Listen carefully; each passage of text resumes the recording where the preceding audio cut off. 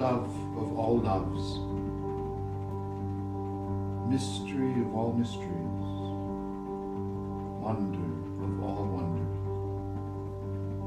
Jesus, the risen one. Hear our prayer tonight, a prayer for peace, our own hearts, our own lives, the lives of this world.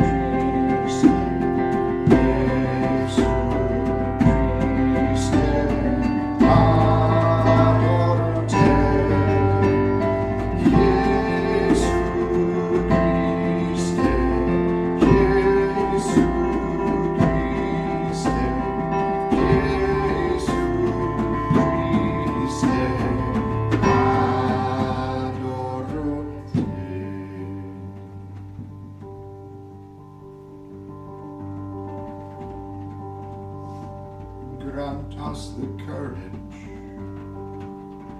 to end the nightmare of violence and the terror of war. Jesu Christe, Jesu Christe, Jesu Christe.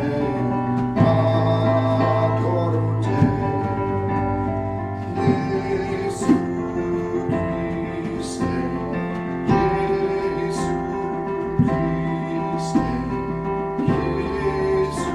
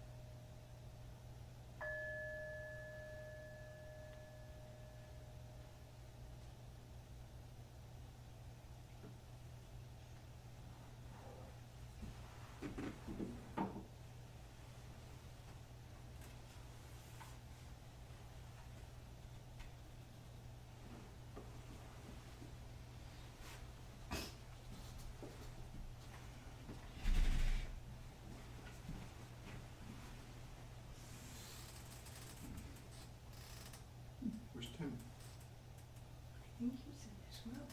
Oh, is he not feeling well? I don't know. Okay. So every week we have a certain rhythm here. Part of that rhythm, in addition to the daily rhythm of prayer, morning, midday, evening, meals, work, rest, silence, and all of that. Another part of the rhythm is every Thursday we, just for a moment, focus on the Last Supper that Thursday with Jesus. When he was with his friends, having a good meal for the last time. And we focus on him washing feet, him serving others. And then on Friday, which is today, the focus shifts to the next day in the last week of Jesus' life, to the crucifixion. So Jesus dies on the cross. In that moment, he uttered what we call 7 last words. Now you may or may not remember them, but I thought tonight, being that it's Friday, we would just focus for a moment on those last words of Jesus. I believe those last words are actually a guide for us in our living. So even in his last breath, he was giving the world, really, guides for life in what he said. And of course, what he did is the most important guide of all. So just for a moment, let's try to remember the last words of Jesus, the 7 last words. Do you remember what one of them might be? What he said on the cross?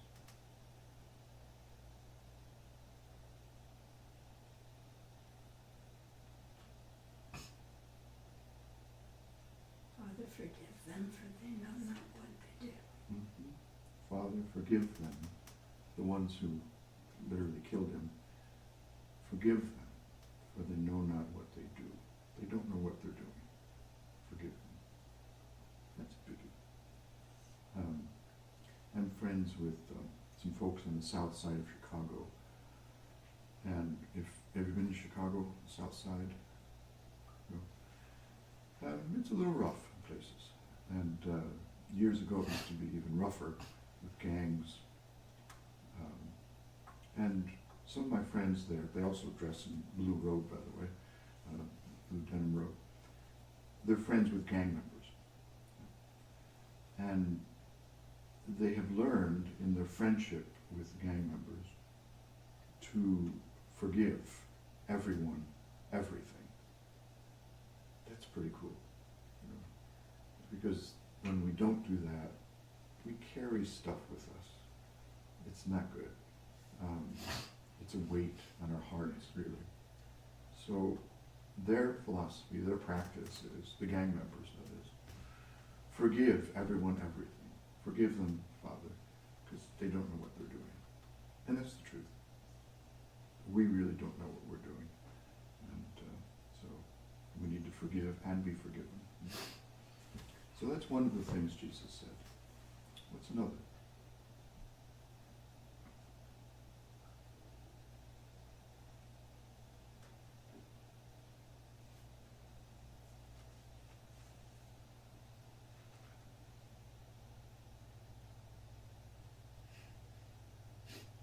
Remember who was standing around the cross when he was crucified? His mom was there, and John was there, his student friend, John. And he looked to his mother from the cross, and he said to her, "Mother, behold your son." And he looked at John. And then he said to John, "John, behold your mother." So it's pretty clear what he was doing, isn't it? So as he was about to breathe his last breath, he was basically saying to John, take care of my mom. She's now your mom. Right? And to his mother, he was saying, I'm not going to be here anymore. this is your new son. Right? It's a beautiful thing, isn't it? Kind of practicality there. Thoughtfulness, even in his last breath. Very beautiful. Another thing Jesus said, there were two other people that were crucified on that hill 2,000 years ago. And they were both convicted of crimes serious enough to warrant crucifixion by the Romans. And at one point, there began a conversation between the two people. Jesus was apparently in the center. There was one person to his left, one to his right. And the persons to his left and right began to argue. If you can imagine that, you know, their last breath, and they're arguing. And one of them said, you know, if you're such hot stuff, Jesus, you know, why don't you save us? You know, save yourself, save us. You know, if you got such power that people said you heal people and so on. Jesus doesn't respond to him, which is the best response when people talk like that. But the other person who was being crucified, sometimes he's called a thief, and he said to the first person who started mouthing off, he said, basically, shut up. You don't know what you're talking about. You know, this man, Jesus, he didn't do anything wrong. We've done some things wrong, you know, but he didn't do anything wrong. He doesn't deserve this, so just shut your face. And then he turned to Jesus and he said something very unusual. No one ever said this to Jesus during his lifetime, but this person said it to him in his last moments. He said, Jesus, remember me when you come into your kingdom. Remember me when you come into your kingdom. So he was expressing his faith in him, right? That Jesus was going to die, but somehow he would enter into a new kind of realm. And in this new realm, the kingdom, this thief, whose name we don't know, asked to be welcomed. And so, do you remember how Jesus responded to it? What he said? It's very beautiful. Today you will be with me in paradise. Yeah, yeah. He doesn't, no words of condemnation, no judgment, no negativity. He just says, jump on board. You know, you're in, bud. This day you will be with me in the new world, in the kingdom, in paradise. This day you'll be with me. It's just amazing. And a good reminder that there is another realm. There is a realm called paradise. We can't see it, but according to Jesus, it's real. And we should, in the words of the rock song, knock on heaven's door all the time. So that's one thing he said. Another thing Jesus said was, he expressed vulnerability, which is a great thing for us to listen to learn from. In two words, he simply said, I thirst. So there he is, you know, in public, being humiliated, and he's about to breathe his last breath. His mouth is dry, and he says, I'm thirsty. And it's very simple, very humble, very vulnerable. I'm thirsty. Another good model for us. What else did Jesus say? He said a couple more things.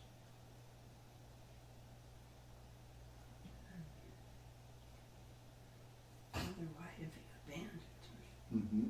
Mm-hmm. He said, my God, and we can only imagine the tone of his voice. It might have been a loud cry, it might have been a gasp, we don't know. But it was certainly not without emotion. It was full of emotion. And in that moment, he felt abandoned. And so he called out, my God, why have you abandoned me? that be a guide for our living? Well, many ways, but one way is that from time to time, I think we all feel abandoned. And we feel left out, left alone. Something someone said or did makes us feel a certain way, or we think we feel a certain way. And we blame other people for it, and we feel abandoned. And so it's a very real human experience, feeling abandoned. Jesus felt it. And he cried out to the one that he loved, "Why have you abandoned me?" There's no answer, by the way, to that question, ever. And throughout history, there's no real answer. Those are the best kinds of questions, the ones with no answer. Remember that when you get into high school, when you get into college and philosophy class. What else did Jesus say? He said a couple more things.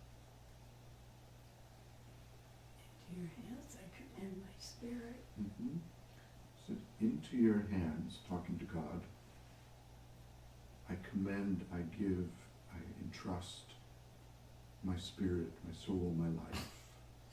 So here he was about to die, and it's like he's offering his life to God in trust. That's important. In one breath, he says to God, "Why have you abandoned me?" In the next breath, he says, "I trust you." And you put those two together, that's big. You know? And so I think Jesus' words in that moment offer us a deep and profound guide, that no matter what happens, no matter how we feel abandoned or how we feel dejected or depressed or whatever, that underneath it there is the possibility of trust. There is the possibility of entrusting our life to God. That it's much bigger than we ever feel. It's much bigger than we can think. It's just much bigger. Yeah. So into your hands I entrust my spirit, my life. What else did Jesus say?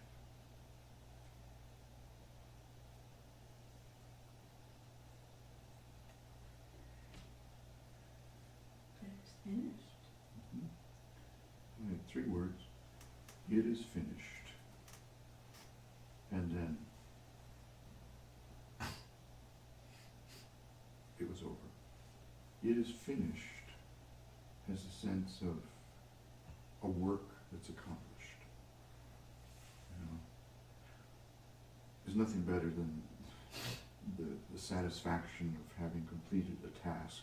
You know, but the task that Jesus had was so big and so cosmic that in his last breath he was able to say, "I did what I was supposed to do and what I came here to do.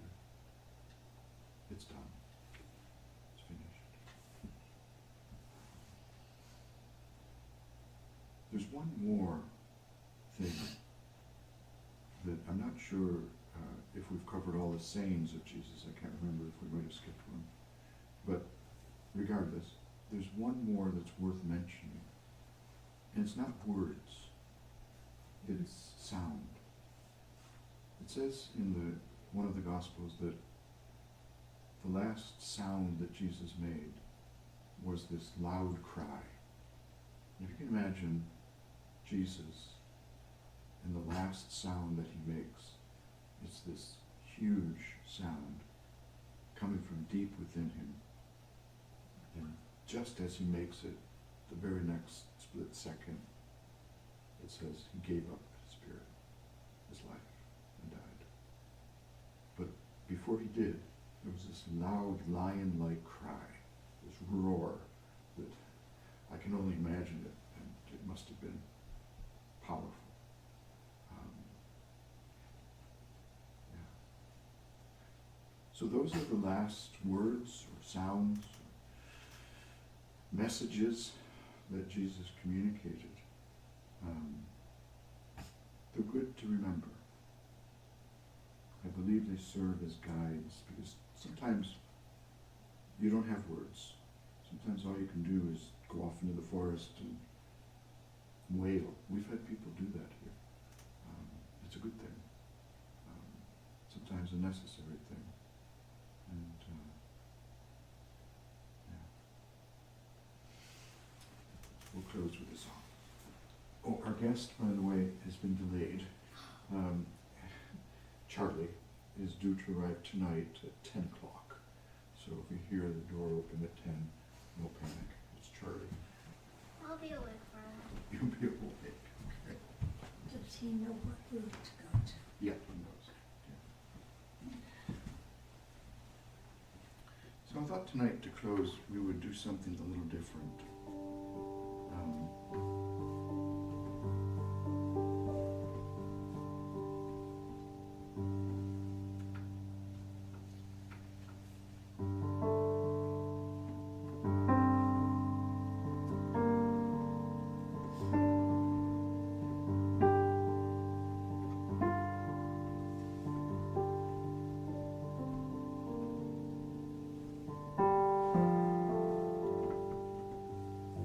Can you hum this pitch? Just hum it.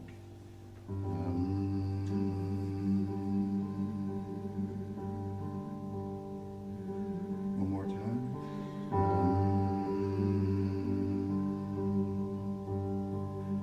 Now hum this pitch.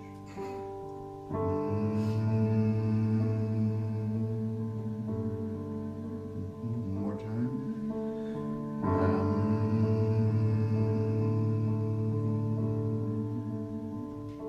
Now this one. Take a breath and come back in.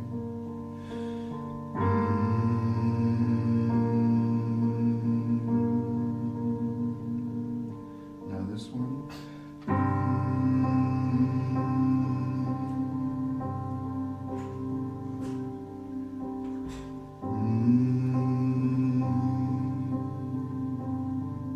And now this one.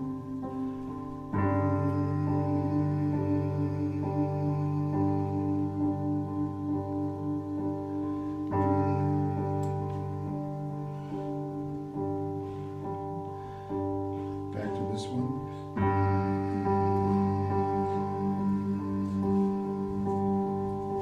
Now this one.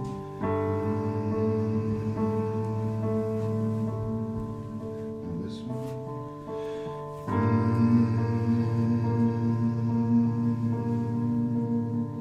Point up.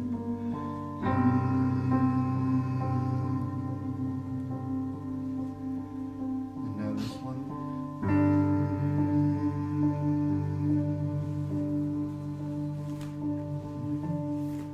Humming is your best friend. It's very good for you to do, actually. It resonates in your face, jaw, neck, chest. Sometimes the whole body can resonate with humming. So I want to just turn the hum into a kind of sigh on all. Okay? So we'll start with and then oh. So start with hum.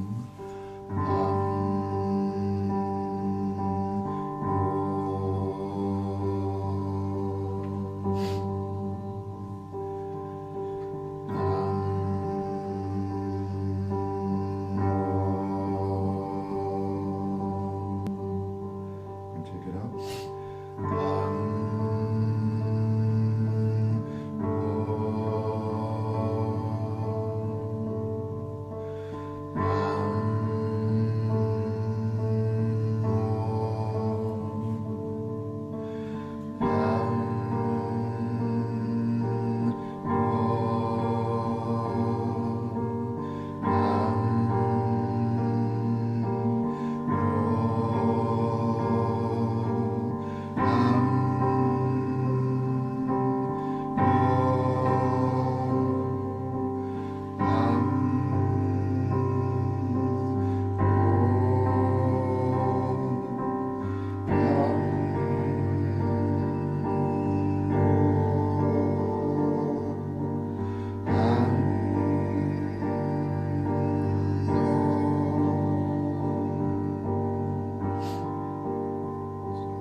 going to start it one more time, and your choice, hum or oh or hum.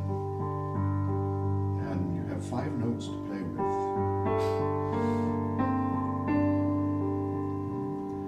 So once we start, take a deep breath and you come in and hum or oh. Take another deep breath and come back in. And we're going to create a kind of wall of sound. So you take a breath, you sing out and hum or oh. Your breath expires, you come take another deep breath, come back in. Okay, and I'll let you know. It'll be pretty obvious when to stop. Okay, ready? Here we go.